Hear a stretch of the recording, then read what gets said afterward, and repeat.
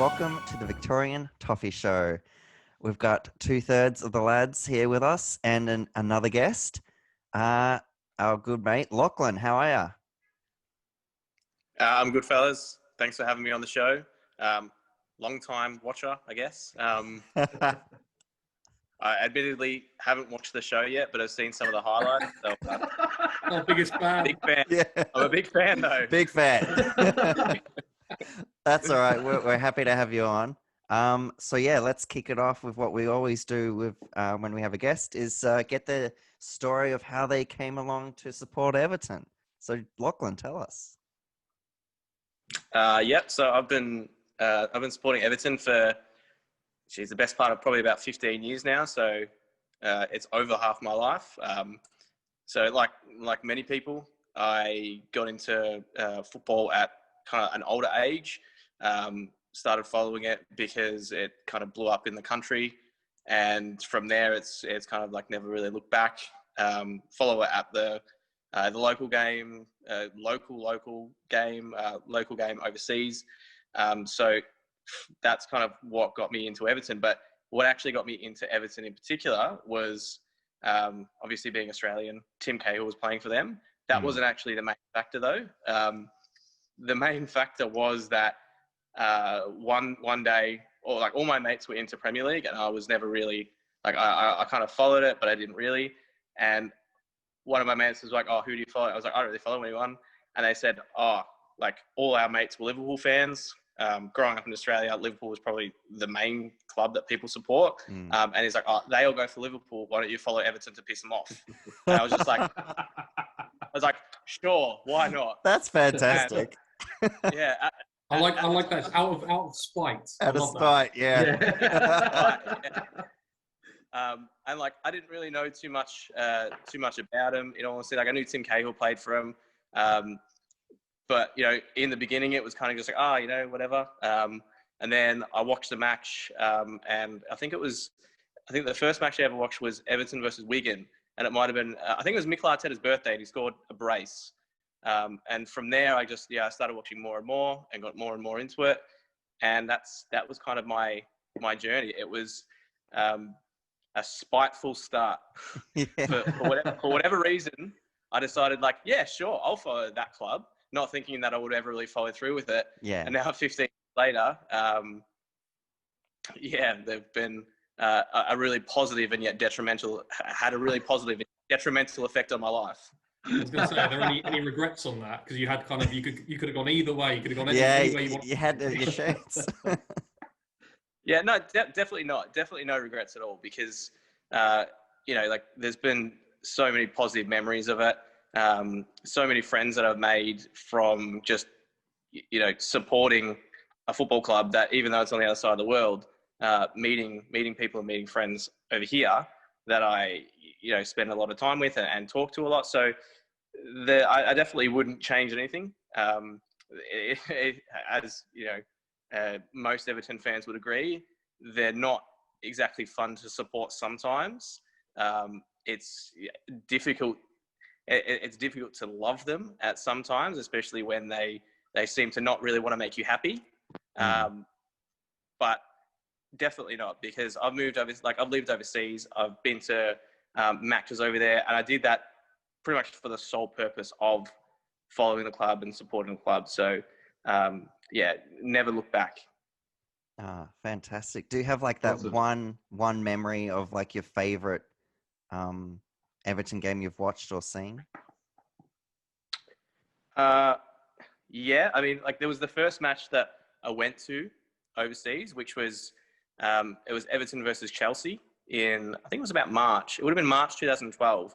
It was the game where we won 2-0, and I just remember having to get because I was a student when I was living over there. I was poor as fuck. I didn't have any money, so I got an overnight bus from there to Manchester, and then I slept in a Manchester bus terminal, and I got the next bus to Liverpool, and I got into Liverpool at 7 a.m. And after that, I just walked around the city until stuff opened, and just remember thinking I'm so tired. I didn't know what to do. So I went to Goodison, got to Goodison at maybe like 12:30, which is a couple of hours before the game. Spent a good like £150 at the shop because like I could, and they were selling stuff for cheap. And yeah, we ended up winning 2-0 when I had absolutely no expectations. So it was the PNR's first game after he came back on loan from Spurs, and it was the big man Dennis Stractalucci. Dennis, I think yeah. it was when he scored when he scored a goal in like the 75th minute. So like Peter Cech's hand hit Peter Cech's hand on the way in, I think. I think so. Yeah. I was sitting in the Gladys Street end because obviously you want to sit there, and I had a bit of an impaired view. I remember that, and I just remember absolutely full on like hugging the random guy next to me, and then like not even acknowledging it afterwards. So it's a good memory. And then my next overnight bus wasn't until midnight that night, so I had a good 7 hours to wait around the city on like 0 hours sleep. So oh wow. it was like it was good. worth it. Yeah, it was fun. Certainly but commitment to the cause, mate. Yeah, or commitment to the cause on a budget. So yeah, but that's my favorite goal or favorite memory was when I was actually like that was the first game I went to, and it's something that I'll always remember. One of my favorite memories was Tim Cahill's bicycle kick against Chelsea. Yeah. Because I just remember that I think we were on like a 14 game unbeaten streak, and we were losing 1-0 because like Drogba scored, and then up just pops like James McFadden just puts a ball in Tim Cahill's just like and then bang. Yeah. And my dad yelled at me like because it was like I think it was like a 1 a.m. match. My dad yelled at me probably like 40 minutes before that to like get to bed. Yeah. And I was like, yeah, right, I'm going to bed. And then I had to like mute it. And then when he scored, I like jumped up, but like had to like muted celebration, like but not shouting.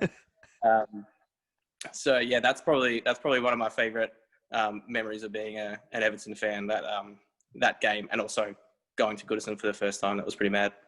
Oh man, that's fantastic. I remember watching that game also, and I also had to be very quiet and not wake up the parents and stuff. But yeah, when Tim scored that, I just didn't care, and I just a lot of screaming, a lot of yes, come on. I have to say, I think that's probably one of the more positive people, one of the more positive guests we've had on in terms of of how they feel having supported Everton for all this time. It's probably one of the more positive reviews. A lot of us have realized. A lot of us have deep regret. Hence why we've got a few drinks with us. Dark, I can go real dark. Like, the last couple of years, PTSD all over. Yeah, like worse for being the Newcastle home game, because obviously it's a bit of a different experience for me being over in Australia, because obviously all the times have flipped and they're just mad, and they're really hard because they're kind of, if it's a 7 a.m. game, for example, it's kind of the first thing you have to deal with in the morning. Or even, if it's a 5 a.m. game, you wake up to bad news, then you have to deal with the rest of the day. Whereas back home, you can kind of, something bad happens, you get over it. But that Newcastle game, and I was on the bus coming into the city, and I was sort of on the bus, we were doing I was sort of watching it on Optus on my phone, and then I sort of turned it off on about 91, 92 minutes because I thought, and I was on the bus as well, and there's people around me, and I just turned it off and put it in the bag. Then I got the text through. I can't remember who it was, but someone put, "Oh no," and I was like, "Oh, okay, 2-1, okay, fine." I think it was Ari. Yeah, and then someone else put like, "Oh, swearing and all this sort of stuff," and I was like, "It cannot be true. It cannot be true." And it was. And then you sort of get into work, and and you're just thinking about it the whole day. It was absolutely horrendous. So it's a bit of a it makes it even worse an experience for me. But you guys have had to put up with it for God knows how many years. Yeah, that's how we live our lives here. It ruins our exact same experience with the Pickford derby. Oh yeah. 90+6. I was watching that. So like Andy, my cousin Jack, he's a rabid Liverpool fan. Big red. And he sounds like a top bloke. Oh. Well, he's only 18, but he's starting to get cockier and cockier, especially now that they won the title. But I remember watching the Pickford derby, the 90 plus, or the Origi derby, whatever, where they came off the crossbar, and I was watching it and I was like, okay, cool. Like, you know, we're going to get a draw. We played well. We probably almost should have won. And I realized, like, we're watching on Optus, so there's like somewhat of a delay. One of my mates messaged me in a group chat, and it was just full on like, ha, ha, ha, ha, ha, ha, ha. And I was just like, what's he talking about? And then I just clicked. I was like, oh, no. So, like, I was watching it, and I remember it perfectly. And I'm just like, okay, the ball's come out. It's gone to Virgil van Dijk, and he's hit it, and he's absolutely skied it. And my reaction was just like, oh, no. Because I'm just like, they're going to score, but how have they scored from this? And then when it came off the crossbar, and I'm just like, I just sat there, and I just had like ferocious laughter in my face from my Liverpool fan cousin. And he just, and then I like, because he doesn't live close to me, so I have to go there. I had like a 45-minute drive home, and then I had to go to work, and I just sat at my work laptop all day, glazed-eyed, looking at the screen, thinking like, I feel like killing myself. Like, my God. They're not worth it. They're not worth They're not worth it. Yeah, they're not worth it. You've got a lot to live for, man. So, yeah, there's the positive experiences, but then there's also the glaringly obvious negative experiences, which which I would say where the term, you know, Everton that came from. Yeah. Just a lot of those. Guys, just received a text message as well. This is not Everton related, but transfer market. Williams official for Arsenal. Oh, okay. It's just been made official. So the pictures of him in the Arsenal shirt are up and about. So we are bringing breaking news. Breaking news. We're bringing breaking news on this show. That's right. That's a first, I believe. So breaking news. No second, wasn't it? Wasn't it the second? Andy, you need to work out how you get like a little flash. I know, we need a little banner that comes out breaking news. Guys, can I just point out too that the tone of this particular show is a lot better when we're not, you know, I feel like we're when all the team's a lot more not playing and happier because it's not after another loss or another poor performance. Like, it's quite bizarre. It's very good. Well, speaking of, let's get into it. Lachlan, what are your thoughts on this past season? What? And here's where it goes downhill. How to? The positive thing is that, like, you know, obviously bringing in Carlo Ancelotti, that's been a fairly positive, forward-thinking step, in my opinion. I think it's classic Everton. It's always like, oh, you know, like, we're shit this year, but like, get prepared for next year because, like, we'll give you hope, and then we're probably not going to fulfill that hope, but like, we're giving it to you now. So, like, I think that's good. I think that you know, bringing him in, it potentially means bring in some, you know, I guess big name players who want to play under a good manager, because I think that's the issue. Like, we've got the money, but we've never, like, I mean, who really wants to come and play under, you know, like a manager that has come from Wigan or a manager that's come from Watford? Like, exactly. I think you need another factor for players to want to come in, and I think Carlo is that. In terms of the season itself, I mean, I think we took 5 points off the relegated 3 teams. So, like, that pretty much tells you what our season was.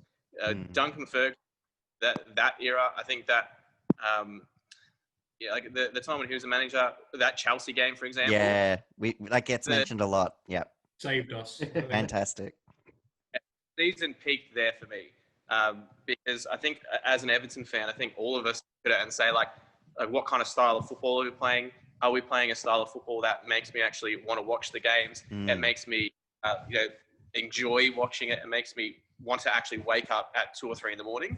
I think for me, it almost made me realize, like, oh shit, like, this is why I do it. This is what made me like fall in love with this club and watching it. And it was just the passion. Like, you want to see the players out there having a go. You want to see the manager on the sidelines fist pumping the ball boys and right, jumping around. You want to see someone who actually loves the club be in that position and do it because they love the club.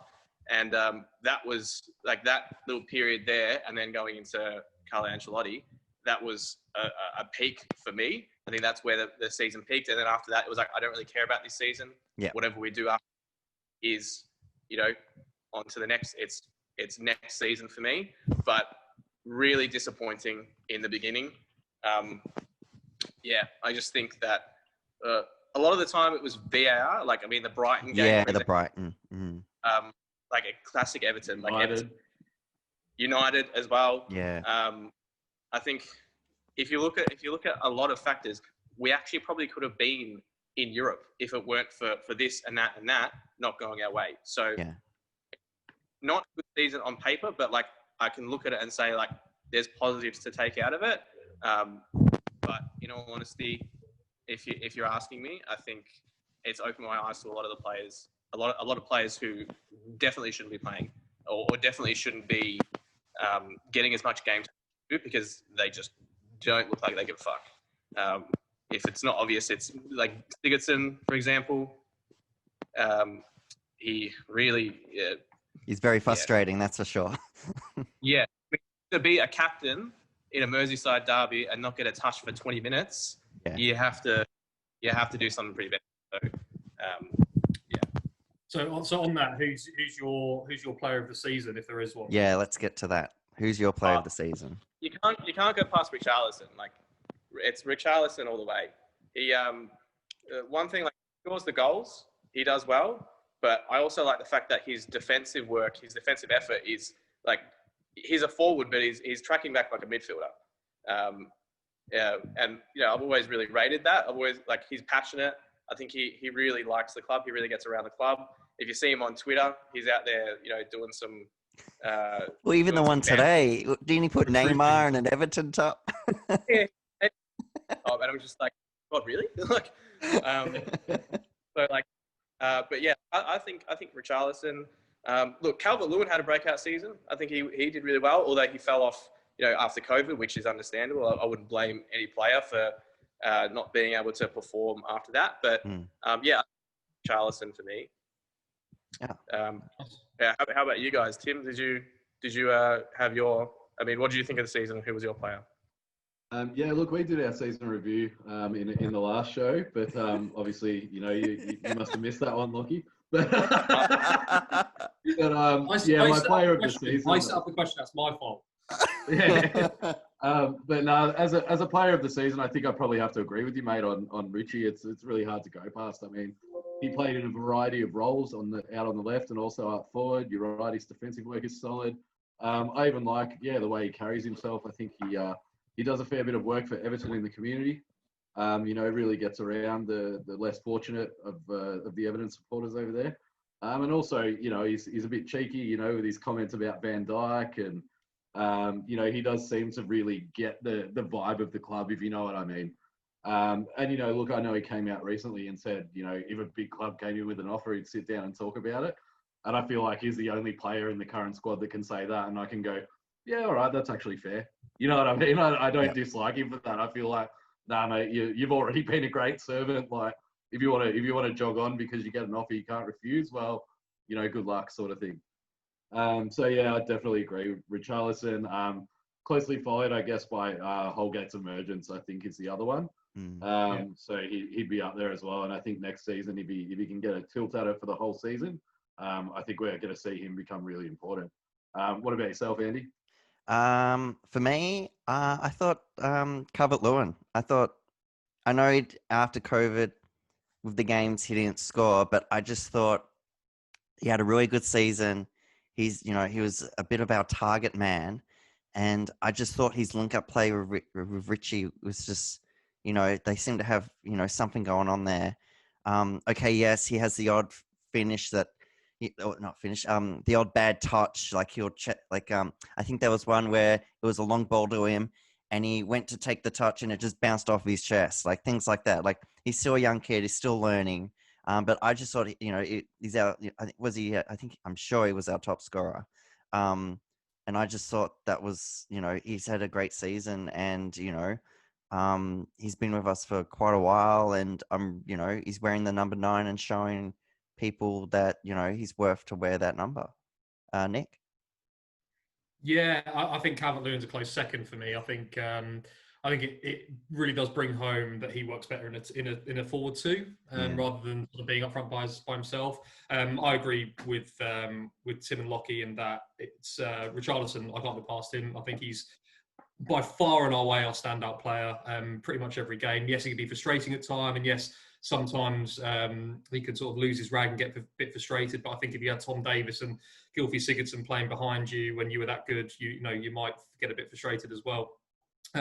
Really like the way him and Calvert-Lewin work together. Noticed in the last few games, Richarlison really filling in for Calvert-Lewin, who would drop deep to lay the ball off. And as Lachlan pointed out, Richarlison tracking back is incredible. He works harder than probably any player that we have. And yeah, I think he embodies everything that we hope or that we know Everton are as a football club, and that we hope from our players. The attitude and the fighting spirit, and he has that, but also a touch of class as well, which I think is everything that we could want. And look, I really hope he gives us another season, maybe another 2 seasons. But if he did go, you know, for example, if Barcelona came, could you blame the kid? I mean, he's got no ties to Everton. From, you know, he was born in Brazil. I mean, probably didn't even hear of Everton until we bid for him. And you know, you couldn't knock the lad if he did want to go. But I just really hope he gives us a chance. I think the fact that we've got Ancelotti stands us in better stead than if, say, we had a Silva who was trying to keep hold of him. But just as we get a decent manager who can make these influential decisions and keep players on board, COVID happens, which is, I know there's obviously much worse things going on in the world right now, but it's the most Everton thing ever, isn't it? But yeah, it is what it is. But yeah, long-winded way of answering your question. I think Richarlison for me is, by far doesn't even come close, to be honest. Oh, fair enough. And with that, all right, and we are back. So a new kit came out, our away kit. We also had our home kit come out a few weeks ago now.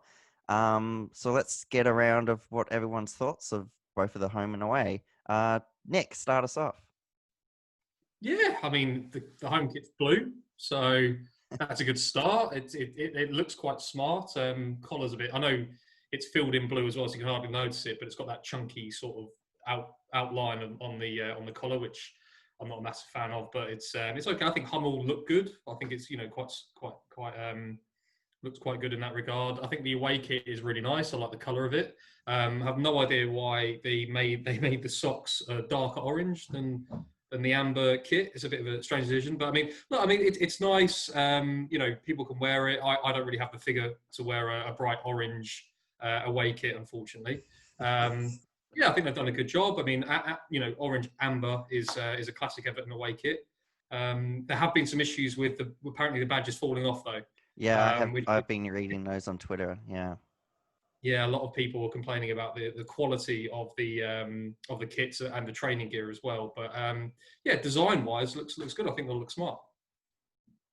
Nice. Tim, what about you? What's your thoughts on the kit? Are you going to get a nice amber? Yeah. Show yourself?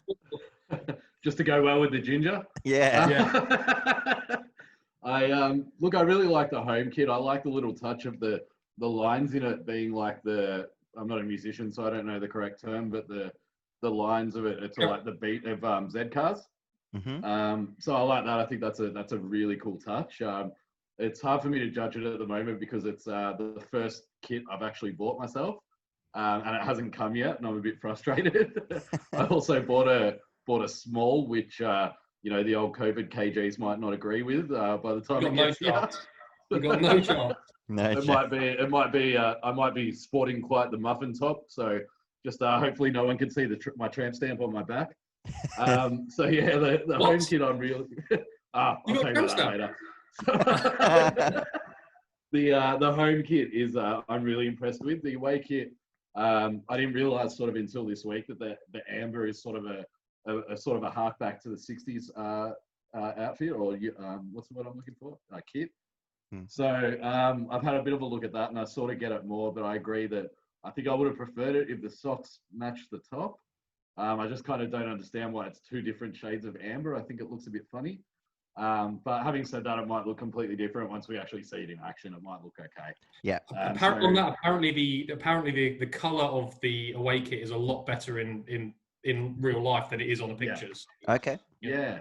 Well, I read somewhere that it's like, apparently it's the fastest selling away kit we've ever had. So I guess I'm in the minority of people who don't particularly think it's that great. But again, I'll reserve judgment until it comes out. But yeah, definitely the home kit I'm a big fan of, and looking forward to receiving my jumper in the mail at some point. What about yourself, Lockie? Yeah, I have actually really liked some of the kits that have come out the last couple of years, the home ones especially. I think obviously we're with Umbro and now we're with Hummel. So I kind of like the I guess the parts going down the arms. I don't know what the Chevrons. Yeah. The scientific term, chevrons. Chevrons. There you go. Yeah. I think that kind of thing kind of adds character to the kit. It kind of makes me reminds me of like our Umbro home kit where it has the Goodison like stripes on the arms. Oh, yes, that's right, on the edges like this. Yeah. Yeah. I like kits where like it's not just it's just one color and then something there, sponsor. I like it when there's actually a little bit more character to it. So like I don't mind that. It's a minor feature, but it's something that kind of pops out to me. I love the away kit. It reminds me of our I think it was like 2000 and I think it was the 2012 Lecoq Sportif kit, like the burnt orange one, which I've actually got that here. It reminds me of that a lot, and like that was probably one of my favorite kits, or one of our favorite. I think that was actually a third kit, but it was like one of my favorite kits. So like you can't go past the yellow kit, or I guess the yellow Everton away kit, or I guess burnt, however you want to call it, because it's throughout our history we've had a lot of them, and this one. I don't mind this one. I'm not really too fussed about the different socks though. I'm not really for me, I'm not really gonna be going full kit anytime soon. It's not really a done thing, is it? Unless you're a copite who, the older you get, the worse they become in copiteness. And you end up getting sort of 50, 60-year-old balding men in full kits and sort of brown work shoes walking down around St Matthew's in Liverpool City Centre. It's just not really our sort of style, really, is it? So descriptive. I know them. I've studied the copites for many years. I know what to talking about. That definitely deserves a sip. Oh, fantastic.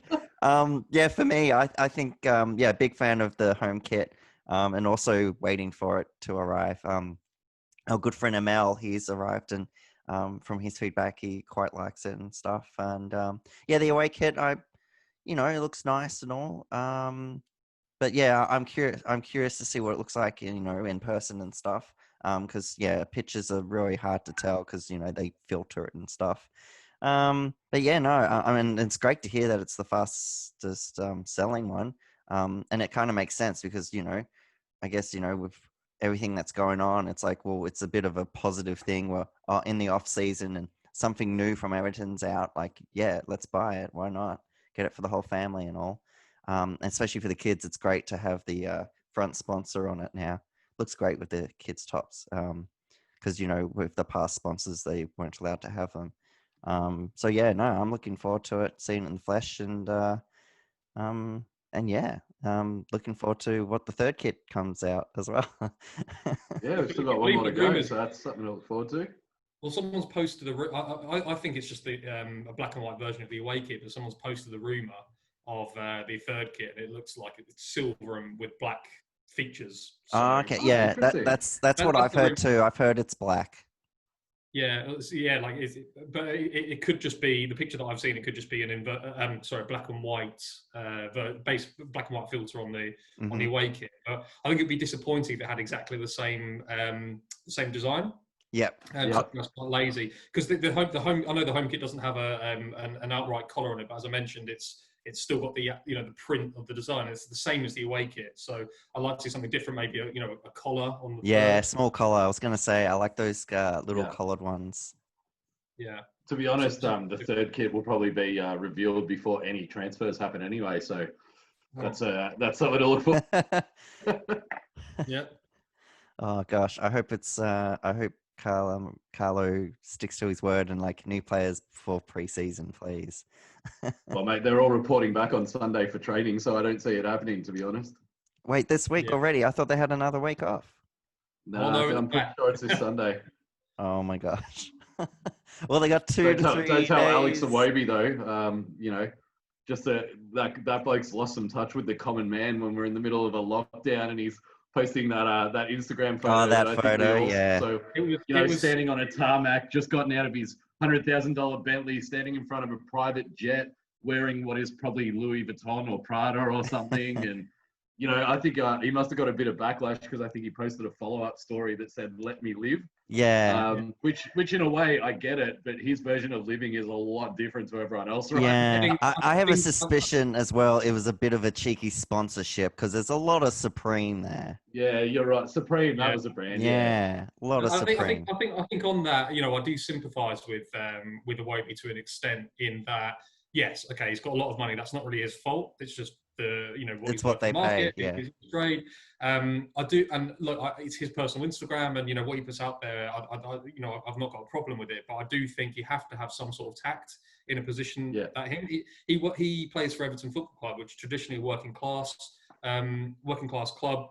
And especially at a time like what we're going through, there's a lot of people that are really hard up. And I'm not saying that it means you have to hide who you are and hide what you've got and all that sort of stuff, but just maybe at this particular time, just rein it in a little bit. And then just saying, just let me live my life, and, not really sort of apologizing and maybe sort of having a bit of self-introspect and thinking, maybe I shouldn't have posted that at that particular time. Yeah. And it rubbed me up the wrong way even further because I thought, well, he hasn't even really sort of understood why there's been a bit of a backlash. Yeah. He's and I'm not one saying, for reading a room by the look of it. Yeah, and I'm not saying he's beyond reproach or he's a bad person or anything like that. No. I think he could have done a little bit. I think he could have done a little bit better in that. Maybe just wait to post that sort of stuff, and having got the criticism, maybe dealt with the criticism a little bit better and a little bit more humble.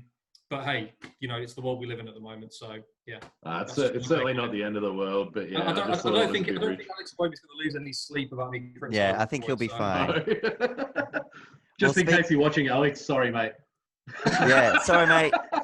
All good. So let's get some transfer talk going. Have we got any Gabriel or Alan updates? Look, I've had a quick look today. Gabriel, apparently Napoli's front runners now. Yep. Alan, I don't know what's happening there. I know there was some chatter last night that it's almost done.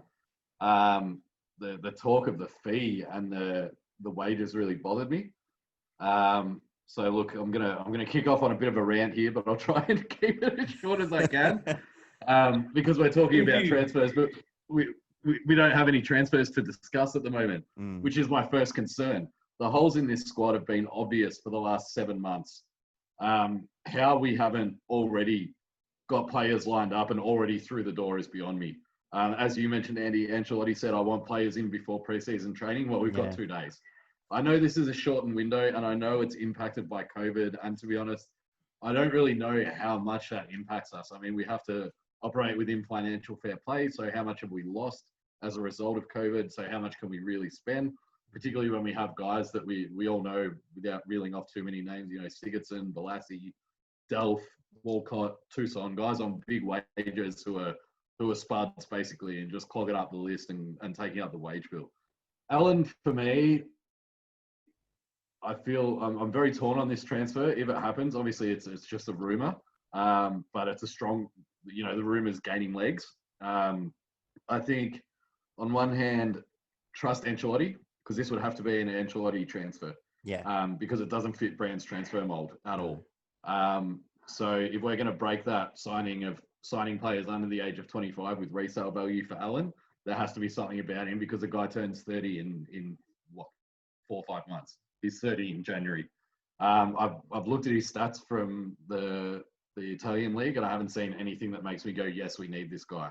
So if we're paying 40 million and paying him 4.8 million a year over 3 years, 50% of me goes, this is a horrible idea, and looks at Fabian Delph as an example. who came in on a lot cheaper wages. Sorry, a lot cheaper transfer fee, but I imagine his wages are pretty high. And then 50% of me goes, well, we've got Ancelotti, we've got brands, we have to put our faith in them. But let me ask you guys this, and this is a reason why I was thinking maybe going towards the brands and Ancelotti side, why I'm maybe leaning a bit more towards that when it comes to Alan. If you could name one player in the Everton squad right now who, when the game's on the line, can grab the team by the scruff of the neck and pull them up. And I'm not talking about the most talented guy. I'm not talking about doing it by performing amazing skill tricks or anything like that. Just character. Can you name one player in our squad who has that character? Like leadership. Holgate? Yeah, okay, maybe.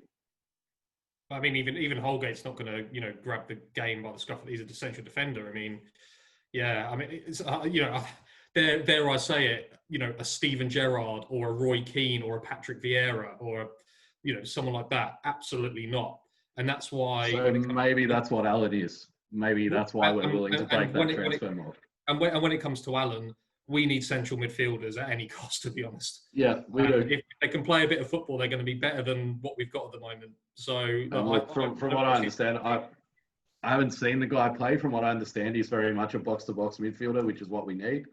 Ancelotti's worked with him before, obviously, so would know what his locker room qualities and on-pitch qualities are like in terms of leadership and character.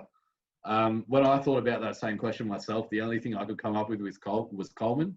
But I think we can probably all acknowledge, as tough as it is to say, that he's probably past his best. Yeah. And I mean, I think that was the reason that Delph was brought in, to try and add some of that drive, that character. Yeah. Failed. The only other person I think who can add that, and this will be an unpopular opinion, is Pickford.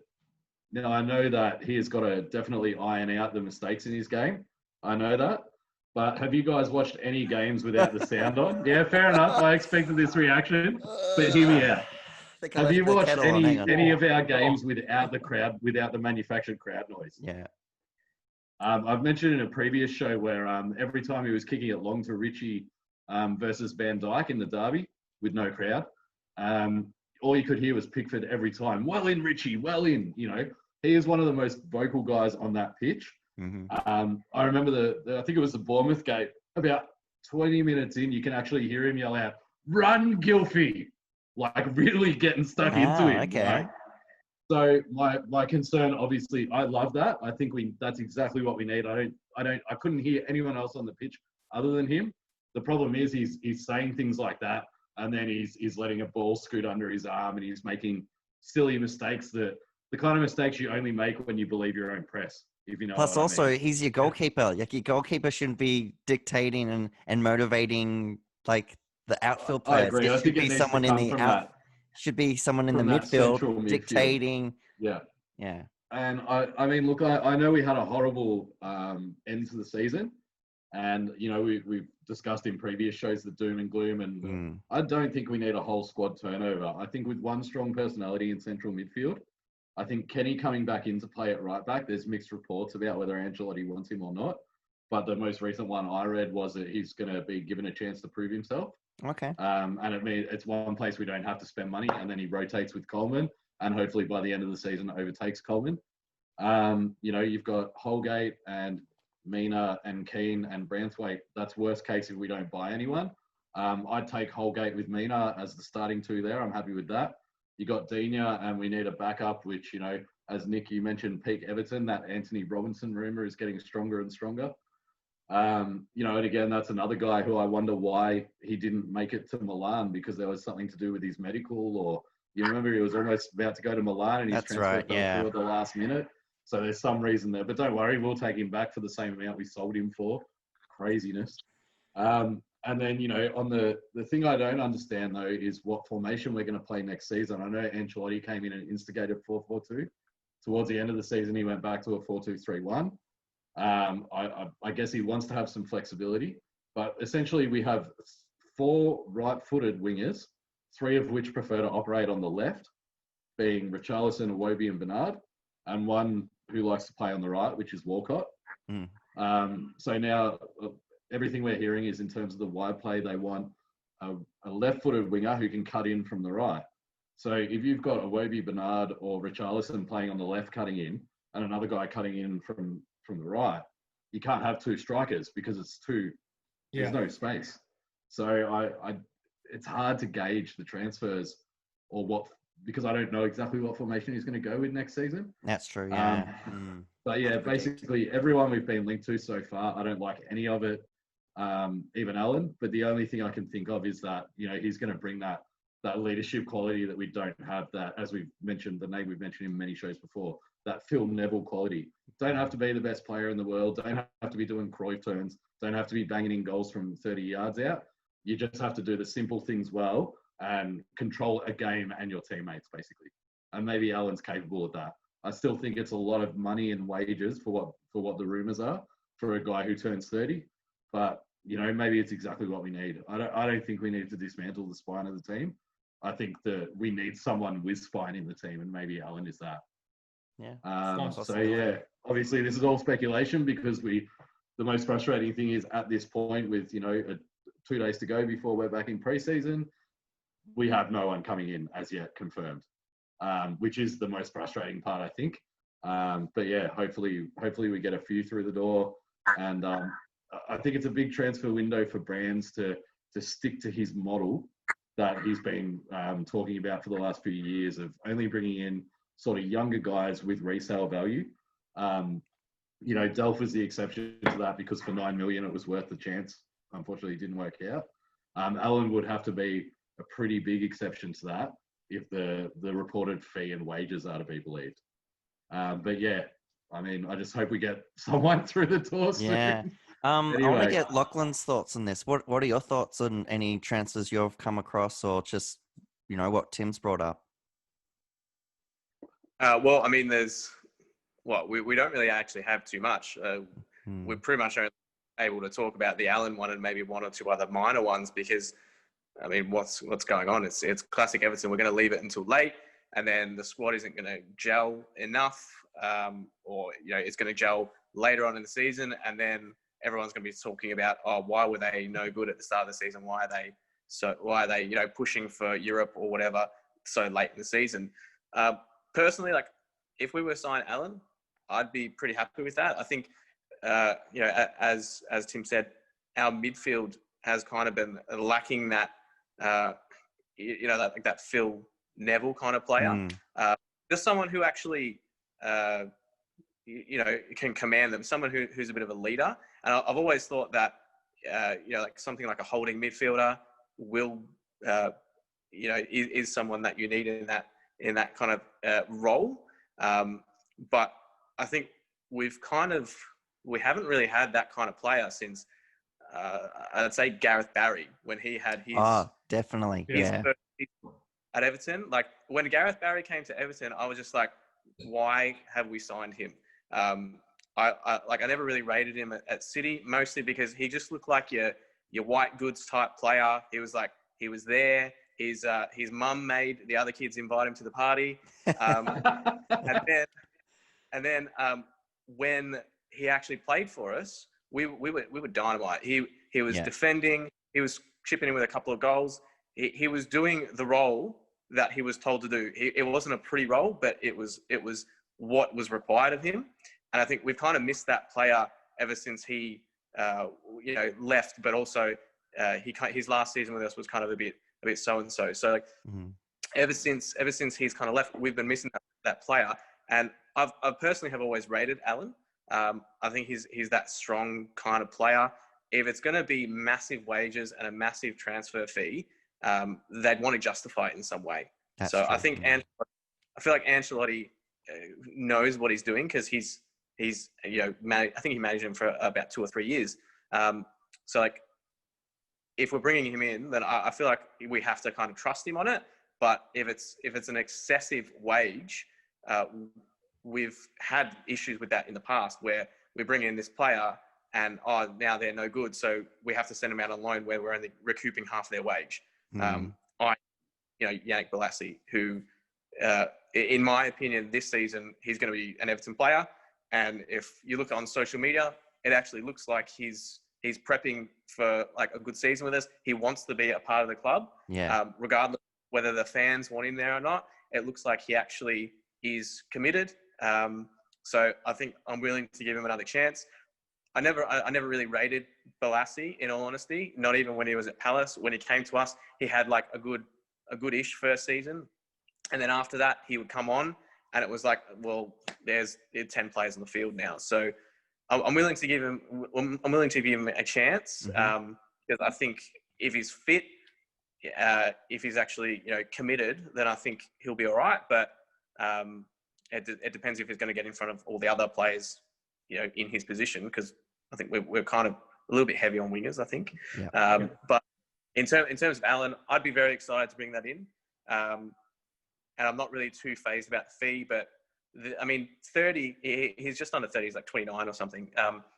That's peak for a footballer. So if we can, get as much of that out of him as possible, then I think it'll be a good bit of business, even if there's not really much resale value, because at the moment, the spine of this team is weak. Yeah. They're walking around. It looks like, I think the midfield definitely needs a pick-me-up. And if this is the kind of player that we just say, all right, we're going to splash the cash this one time, and he's going to increase the level of everyone else, then by all means, because I think Anthony hasn't really had a chance to come in and make a statement and say, look, this is what I'm here for. This is what I'm going to do. And if this is his statement, then let him have it. So be it. If it doesn't work out, then we say, you messed up. Maybe we won't do that again. But I think we need to give him a chance. That's kind of my opinion on that. Aside from that, who else are we looking at signing? No idea. There's a couple of little ones in there, like you said, the Anthony Robinson one, but I've got absolutely no idea. Like, A, we haven't signed anyone, I think, aside from a youth player. And B, we don't even look like signing anyone. I mean, is this going to come? Gabriel would be the only other one, I guess. Yeah. But again, like, it looks, it's of all the seasons, and I can kind of understand it because of COVID, the transfer ramblings are fairly minor. There's not really a lot going on. So yeah, it's, I don't know, who knows? But I guess what do you think, Andy? I'll go quickly. It's pretty much what we've all, been talking about. Just, still a lot of unknowns. And I don't know. I just don't know really what to believe and what really is going to be happening. Really. I just don't know. Nick, quickly you. No, I think it's all been covered. I think Alan and Gabriel are the two strongest rumours, aren't they? Gabriel doesn't look like it's going to happen. Alan looks like a stronger possibility. To be honest, I think we just need to get any central midfielder would be better than what we've got. So I don't really, if you've got the finances, then why not going to get someone? I'm not too fussed about 29, 30. So if he doesn't fit the brand's model, then it would be driven by Ancelotti. And I think we need to give Ancelotti exactly what he wants, because I think the worst thing for us is that he walks. And I do fear that if we don't give him what he wants, either now or in a year's time, he will go at some point and we'll be back to square one. So, out of the rumours that I've heard, I think Alan looks like it's going to happen. I'll be happy with it if Ancelotti wants him. Everyone else, I don't really know, to be honest. It's a guessing game. It is a big guess. Very true. All right, well, I think that's that's just the concerning thing, is that we're still guessing. I know it's only 2 weeks into the window, and I know there's 6 weeks to go, but you feel like with the amount of time we've known what the deficiencies in the squad are, that we should have 1 or 2 in the door by now. But anyway, fingers crossed, I guess. Yeah. And with that, we'll wrap it up there. Thank you, Lachlan, for coming on and thanks, mate. Joining the show. Everyone can catch. No worries. Everyone can catch us on Twitter at Toffees Victoria. We have our Facebook page and group at Everton Supporters Club of Victoria, and we have our Instagram at Toffees Victoria. See you guys, and come on, you Blues. Come on, you Blues. See you, boys.